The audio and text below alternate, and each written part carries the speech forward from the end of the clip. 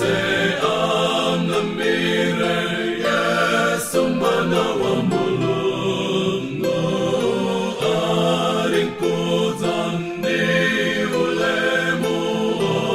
pambana inetu azatenga antu ake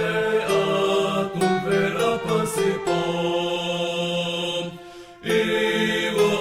azakala naye nzikala kumamako antu onse amnamire Yesu mwana wa Mulungu arinkuzani ulemu pambana inetu koma antu onse omwe ananyoza pasipo ndawi Yesu arinkoza azawopa mtima mo antu onse amnamire Yesu mwana wa Mulungu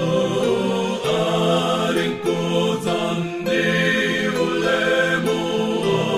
pambana inetu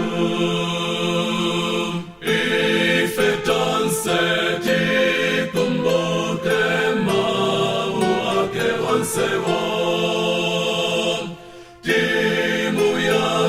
timuyanganire iye Yesu mbuye watuyo antu onse amnamire Yesu mwana wa Mulungu